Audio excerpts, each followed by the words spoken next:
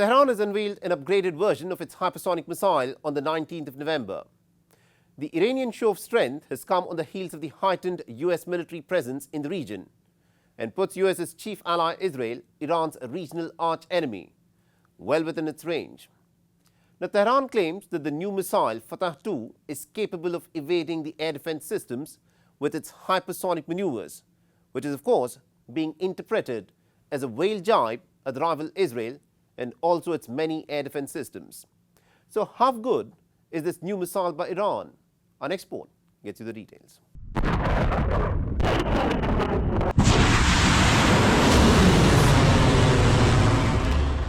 Iran's supreme leader Ayatollah Ali Khamenei visited a university in Tehran run by the Aerospace Division of the Islamic Revolutionary Guard Corps on the 19th of November.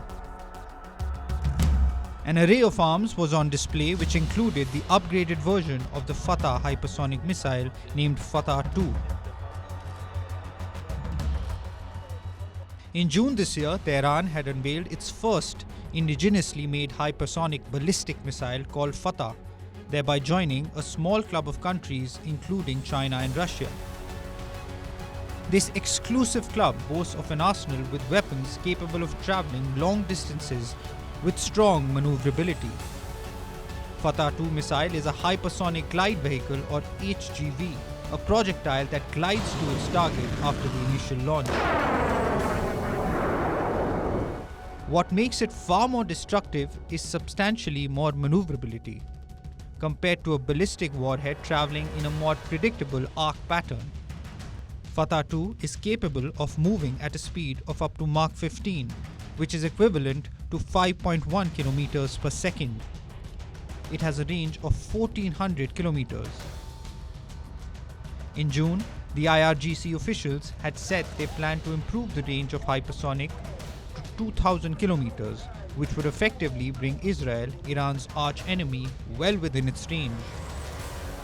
Apart from the Fattah-II missile, among the array of weapons on display was an Iranian-made Gaza drone, a new version of the Shahid series of unmanned aerial vehicles, and a few missile defense systems. Condemning Israel and its Western allies for their war on the Gaza Strip, Ayatollah Khamenei appealed to the Muslim states to cut off ties with Israel.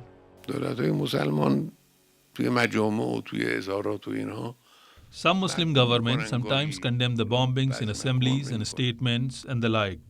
Some don't even do that. This condemnation is not enough. They should cut off this vital artery of the Zionist regime.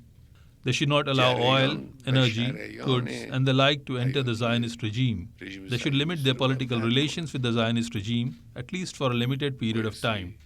Let's say 1 year or less or even more. Cut off.